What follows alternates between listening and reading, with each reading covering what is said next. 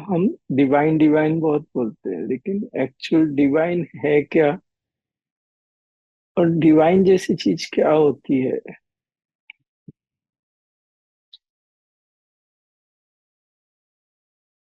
जहाँ हम अपने अंदर गहरे में प्रवेश कर जाएं और हमारी चेतना इंगला पिंगला को छोड़ के सुषुम्ना में प्रवेश कर जाए, जहाँ हम सरस्वती की ऊर्जा से, जो विद्या की देवी हैं, उनके साथ हमारी बुद्धि एकाकार हो सके। उसके बाद में जो समझ निकलती है,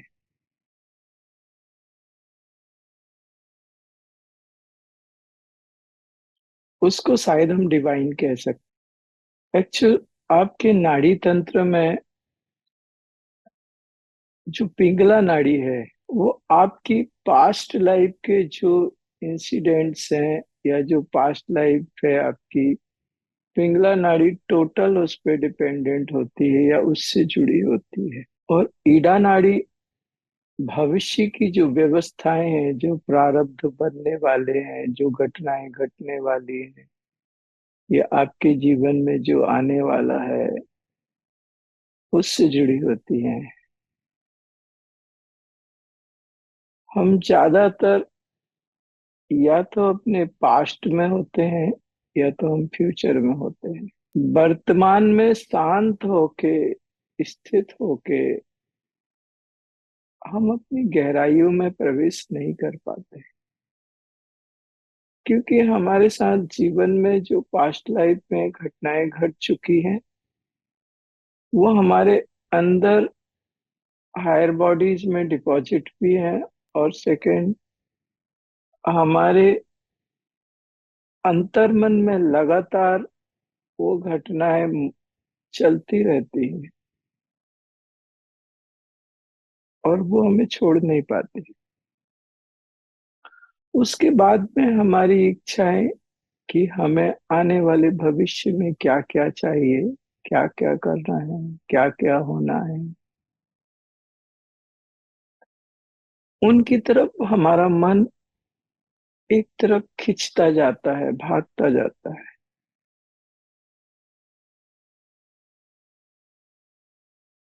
जो बीत गया और जो आने वाला है, उसके मध्य में एक व्यवस्था होती है।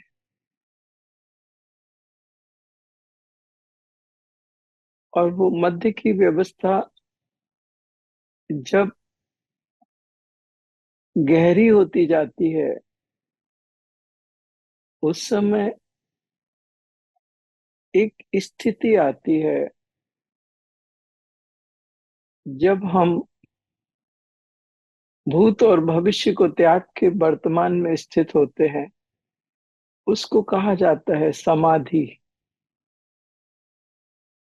साधो सहज समाधि भली। और वो समाधि हमारे बीते हुए कल को, जो हमसे भूल चूक हो गई, जाने अनजाने में जो गलतियां हो गई, उनसे मुक्त करने में बड़ी सहायक है। और हमारे आने वाले कल को व्यवस्थित करने के लिए बड़ी उपयोगी है।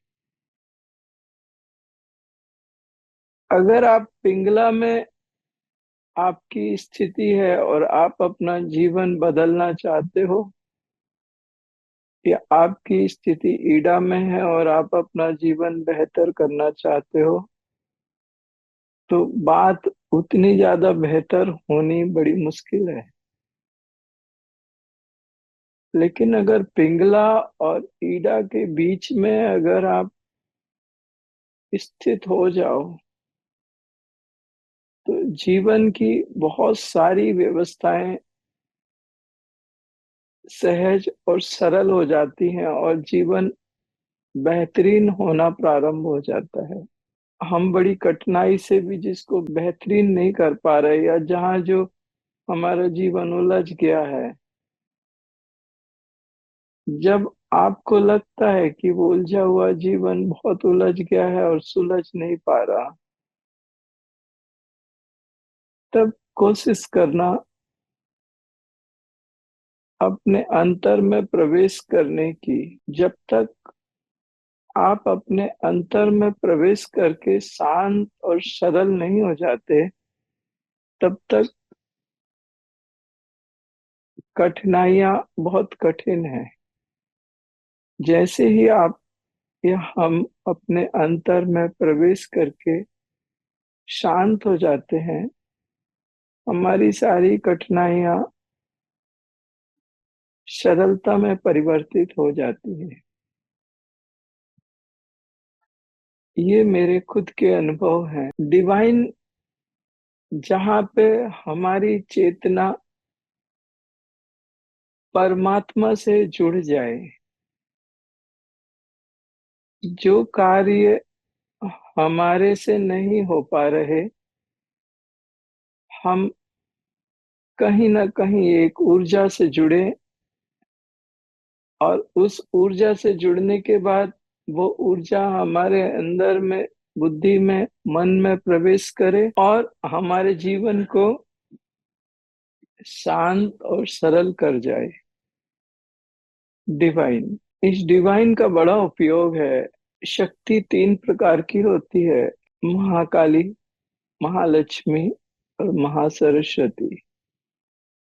मैं हमेशा कहता हूँ महाकाली मुझे अति प्रिय है, अति अति प्रिय है। और सबसे ज्यादा साधना मैंने डिस्ट्रक्शन की है, तो महाकाली तो मुझे अति प्रिय होगी।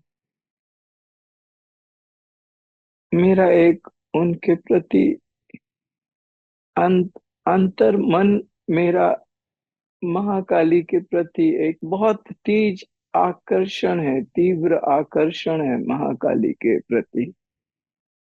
और उनकी कृपा भी ऐसी है, उन्होंने ऐसे समय पर कृपा की कि जहां मेरा मन प्रेम और समर्पण से भर गया महाकाली के प्रति।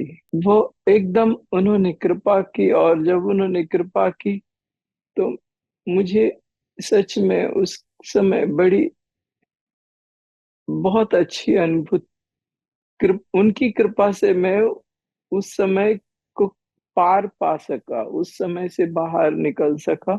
उस समय जो मेरे जीवन में घटना हुई वो बहुत भयानक थी, और अचानक एकाएक मैंने उनका आवाहन किया और उन्होंने आके उसको क्लियर किया। तो उस समय मुझे लगा अगर ये इस समय नहीं आती थी तो मेरा क्या होता था। और मेरे अंदर प्रेम और उनके प्रति एक गहरा आकर्षण बहुत लंबे समय से है। महाकाली अति प्रिय है।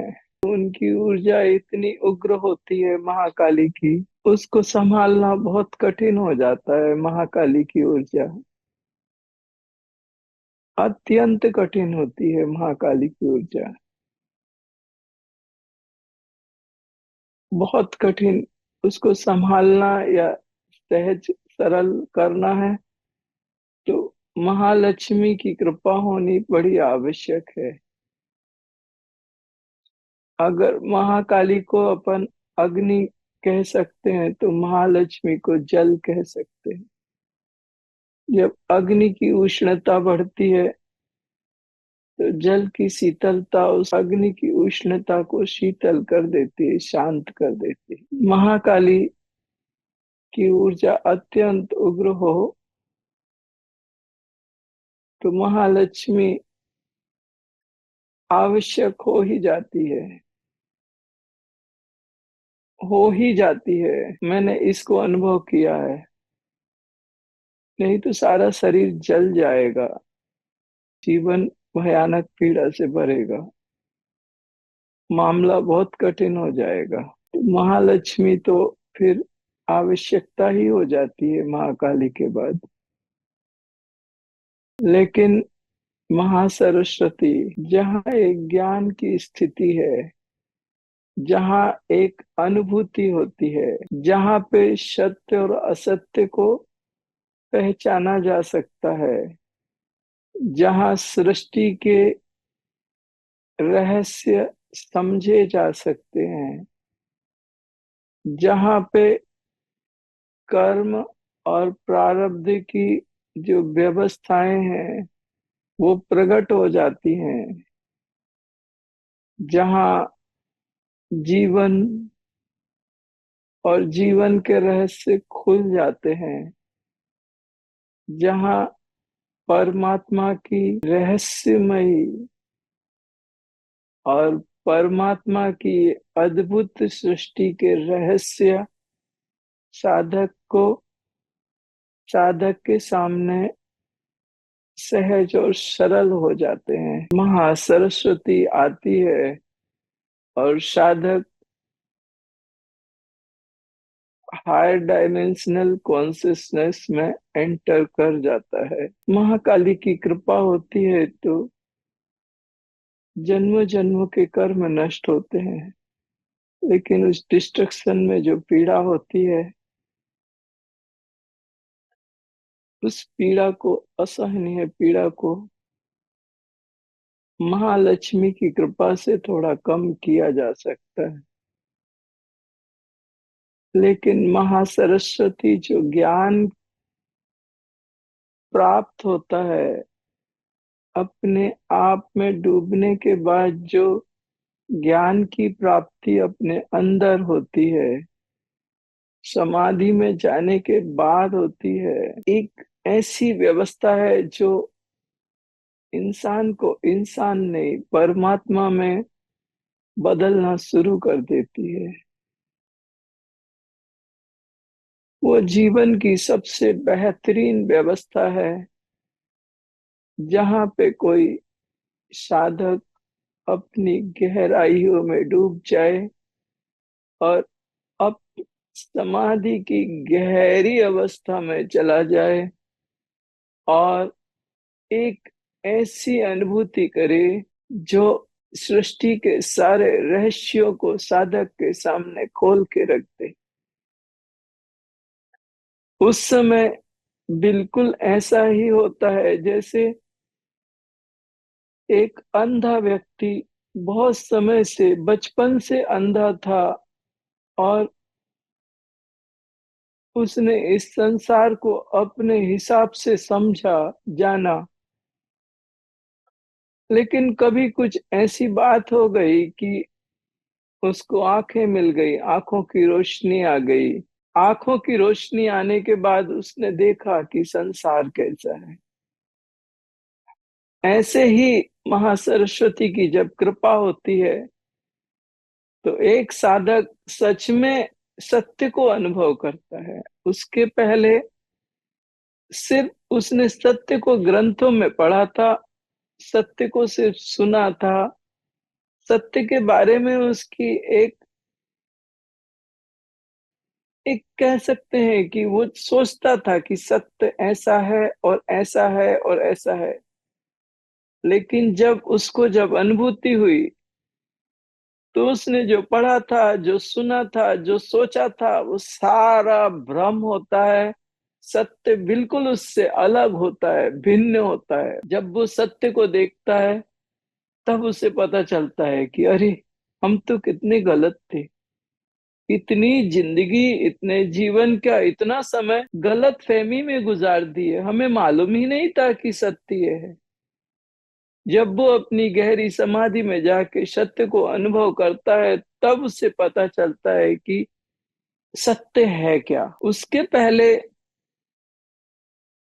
सत्य की अनुभूति, जो भी आप सुन रहे हैं, चाहे मैं कहूं, चाहे कोई कहे, कोई भी कहे, जब तक आप सत्य को अनुभव नहीं कर लेते तब तक आप सत्य को पूर्ण रूप से जान नहीं सकते। क्योंकि सत्य को किसी शब्दों में बताया नहीं जा सकता।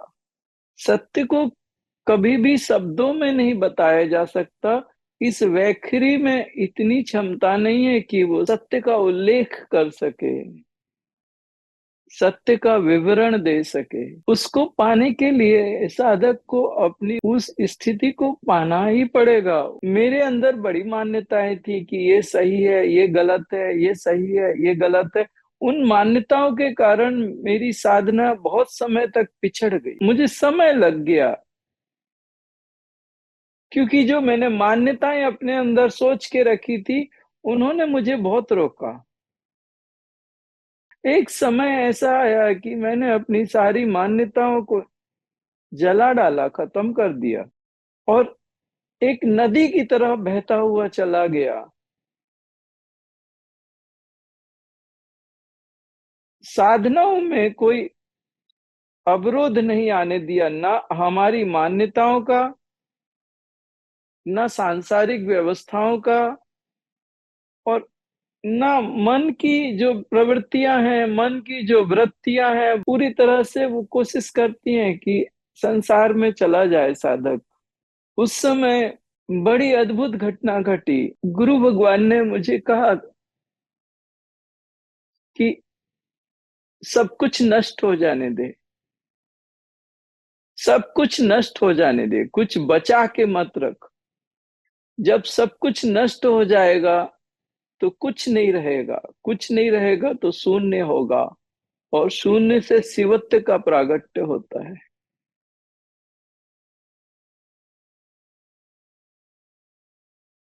उस समय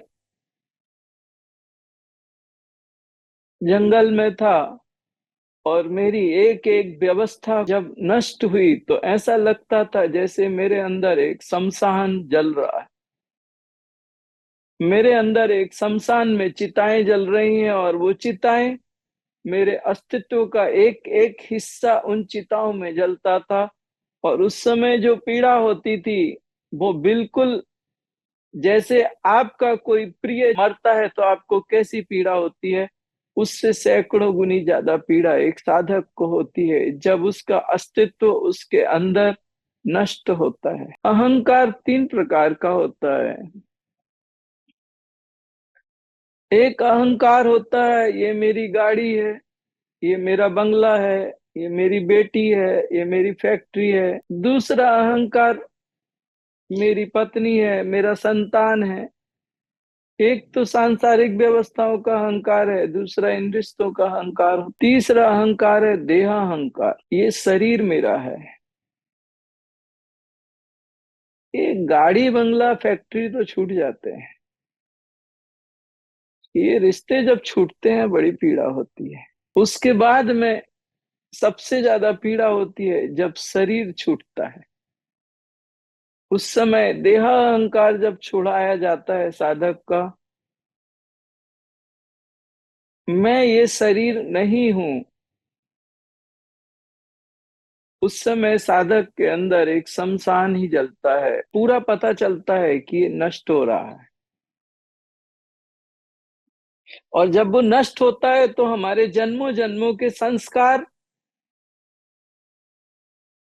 मन पीड़ा से भर जाता है। मन और बुद्धि में इतनी पीड़ा होती है उस समय, भयानक पीड़ा होती है जब वो संस्कार जलते हैं, नष्ट होते हैं। तब मुझे पता चला कि भगवान शिव शमशान में वास क्यों करते हैं। मानसरोवर के बाद में शमशान है, और शमशान के बाद में कैलाश है, और कैलाश पे शिव निवास करते। मन की चंचलता से होके शमशान में अपने अस्तित्व को नष्ट करके कोई कैलाश पे जा सकता है और शिवत्व को अनुभव कर सकता है। बात अगर संसार को सुख से जीने की हो या परमात्मा को पाने की हो, लेकिन एक बात दोनों चीजों पे लागू होती है कि आपको अपने अंदर प्रवेश करना पड़े, नहीं तो जो कठिन व्यवस्था है वो सरल ना हो सकेगी। अगर जीवन को सरलता से भी पाना चाहते हो, जीवन को सरलता से पूर्णता से भी जीना चाहते हो, तो तुम्हें अपने अंदर प्रवेश करना ही पड़ेगा, जरूरी है, आवश्यक है। अगर जीवन की कठिनाइयों से ऊपर आना चाहते हो, जीवन को अच्छी तरह से जीना चाहते हो, तो भी तुम्हें अपने अंदर प्रवेश करना पड़ेगा। अगर तुम अपने अंदर प्रवेश नहीं करोगे तो तुम्हारी तकदीरें नहीं बदलेंगी और तुम उलझ जाओगे, तुम्हारा जीवन उलझ जाएगा। अगर तुम उलझ चुके हो और तुम्हारी परेशानियां एक हद से ज्यादा हो चुकी हैं, तो इसका सीधा सा मतलब है कि तुम्हारे अंदर प्रवेश करने का समय आ चुका है और तुम्हें प्रवेश करना ही होगा। और प्रकृति अगर तुम्हें पीड़ा दे रही है, प्रकृति या तुम्हारे जीवन बहुत कठिन है और तकलीफ से भरे हैं, तो उसका एक ही मतलब है कि वो तुम्हें इसलिए तंग कर रही है ताकि तुम परमात्मा की ओर अग्रसर हो सको।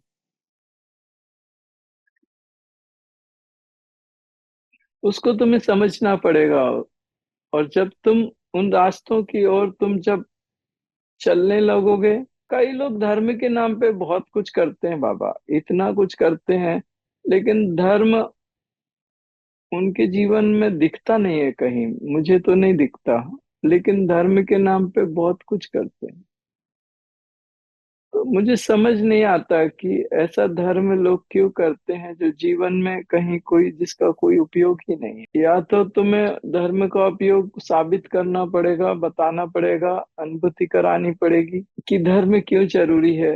नहीं तो आज की पीढ़ी स्वीकार नहीं करेगी। जो बच्चे आ रहे हैं आने वाले, वो कहेंगे क्यों चाहिए, ये बोरिंग है थोड़ा उनके लिए। अगर इसकी उपयोगिता साबित नहीं करी तुमने या हमने, तो धर्म से वो च्युत हो जाएंगे, बाहर आ जाएंगे। वो पंडित पुजारी और मूर्ति में पूजा में उनको आप घसीट नहीं सकते, जबरदस्ती उनको ले जा नहीं सकते। उनके जवाब देने बड़े मुश्किल हो जाएंगे तुम्हारे लिए, और फिर तुम कहोगे कि ये बच्चे नालायक हो गए, ये समझते नहीं है। समझते आप भी नहीं हो। आज के बच्चों को धर्म की उपयोगिता को आपको समझाना पड़ेगा, धर्म उपयोगी क्यों है। और अगर आप समझा पाए और उनको लगा कि बात सच्ची है, तो वो सर झुका के स्वीकार करेंगे। नहीं तो कठिन है। आप उनको प्रेशराइज नहीं कर सकते। मैंने धर्म को थोड़ा नजदीक से देखा है, और मुझे लगता है कि धर्म हमारे, अगर संसार को पाना है तो भी आवश्यक है, और अगर आध्यात्मिक अनुभूति करनी है तो भी आवश्यक है। वो चीज एक ऐसी है ना, हमारा अध्यात्म एक इतनी बेहतरीन व्यवस्था है कि अगर तुम उसको दूर से देखोगे तो तुम्हारे लिए कोई ज्यादा उपयोग के काम की चीज नहीं है, लेकिन उसमें जब तुम प्रवेश करोगे, तब तुम्हें उसकी गुणवत्ता का अनुभूति होगी, तब तुम समझ पाओ कि वो कितनी उपयोगी है और उसके परिणाम कितने बेहतरीन हैं। आप धर्म को हमेशा दूर से देखा है आपने, धर्म को सुना है आपने, धर्म की कल्पना की है। कभी धर्म को स्वीकार करके देखा होता है, धर्म को धर्म में जी के देखा होता है, तो उसकी एक अनुभूति आती है, उसका एक रस है, उसकी एक सामर्थ्य है, उसकी एक कृपा है। बड़ी कठिन बात है कि जो मैंने देखा, जो मैंने अनुभव किया, वो मैं चाहता हूँ कि लोग उसको अनुभव करें या समझें या देखें। लेकिन लोग कुएं के मेंढक की तरह हैं। वो कहते हैं बस यही तो संसार है, इतनी ही तो संसार इसी के भीतर है और इतना ही है। वो कुएं के बाहर निकलने को तैयार नहीं।